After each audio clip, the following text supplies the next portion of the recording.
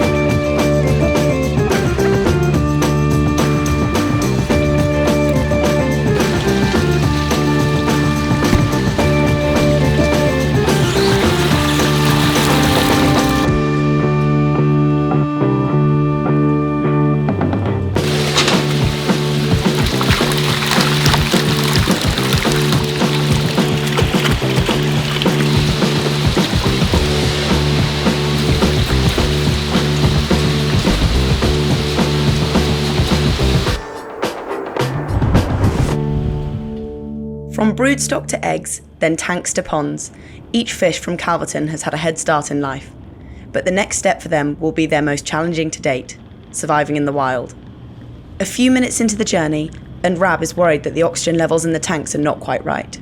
High is better than too low, obviously, but we don't want them too high.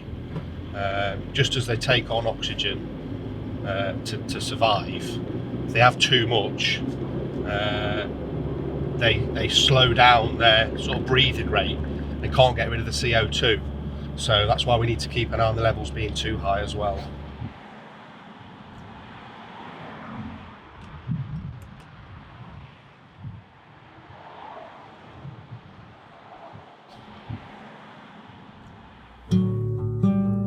With the oxygen levels giving a safe reading, the team continue the 200-mile round trip to deliver the fish.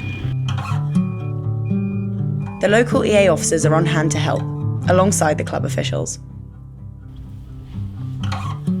So Rab, last time I saw you, you were showing me around the fish farm at Calverton. That's we were right. seeing the stock develop and everything you do there. Absolutely. And today we're out in Oxfordshire and we're going to see them go into their new homes. Should we have a look? Absolutely.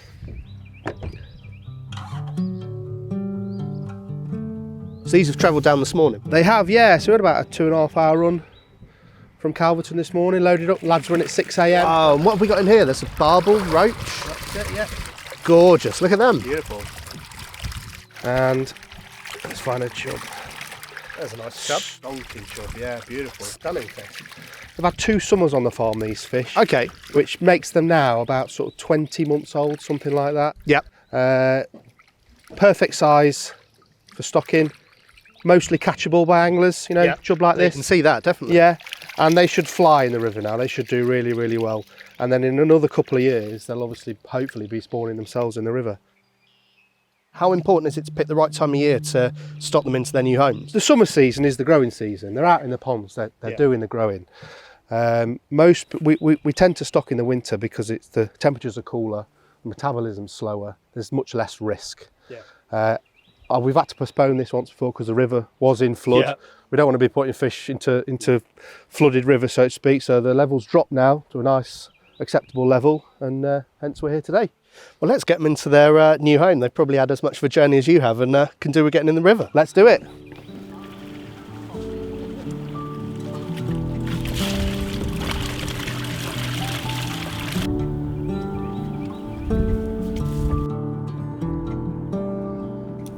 So Nick, these fish have come on a long journey. It looks like this is the last leg of it. What are you doing? So we've taken them from the truck with buckets, keeping them in water, done that safely. So found a nice steady spot for them to go into, and yeah, we're just going to release them away to the new home.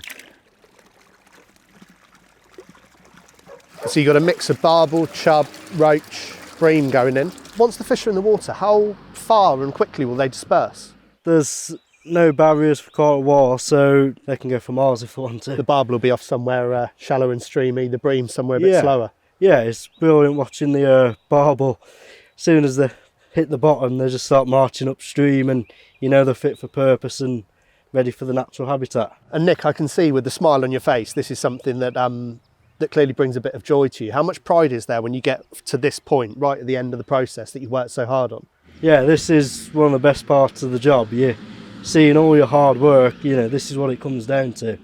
Watching them go away and seeing the angling clubs happy. We're just seeing how excited the guys from Tring Anglers are, seeing them going in with their cameras out and watching those fish go. I think there'll be a few more posts on their Facebook page of these fish being caught, so thank you. Yeah, it's brilliant. Today marks the end of a 5-year restocking programme, which has seen the fish population rejuvenate after a decline in numbers due to a pollution incident at a Thames water sewage treatment works. Following pollution incidents like this, the EA work alongside the local angling clubs to create a plan of action to reinstate the rivers. Fish will not be restocked until the pollution has been managed and the surrounding environment restored. Both parties will also continue to work on habitat restoration, giving new fish the best possible chance to thrive. Pollution incidents that affect our fish stocks happen all too often, and much, much more needs to be done to prevent them in the first place. However, even in a near-perfect world, there will always be accidents and problems, so it is vital that the team at Calverton keep producing fish to ensure that rivers affected by pollution get a second chance. The pollution incident affected fish populations through several miles of the River Tame, and surveys and things showed that there was very few fish left. So there was a prosecution and some stocking as a result of that, and we also brought forward a 5-year programme of restocking from Calverton Fish Farm with these beautiful young fish to get the population going again. And how important is it for you working with an engaged club? Very important. I mean, Tring Anglers, where we are today, have been a really good club. You're keen to get involved with the habitat work, and then they've also applied for improvement funding to do other work, pay for pollarding, to have angling platforms, all this sort of work. So yeah, it's been a really fruitful collaboration. Elton, you're the fisheries officer for the Tring Anglers. Tell me a little bit about the club. Tring Anglers has been going for 75 years. We celebrated our 75th anniversary last year, so a lot of history with the club. This particular water is owned by us, but we bought it about 10 years ago at auction, and it's a water that we prize as one of the club's better waters. And specifically on the fish stocking, what evidence have you had that it's been successful? We have a few sessions down here with the kids, and the amount of small fish that they catch, has increased. So one of the reasons we choose this venue is because we know that the kids can catch fish easily, and it encourages them, of course, to hopefully become anglers. That's a brilliant story with the recruitment of new anglers into the area and what's turned around a club that was diminishing in membership to flourishing again. Absolutely, yeah.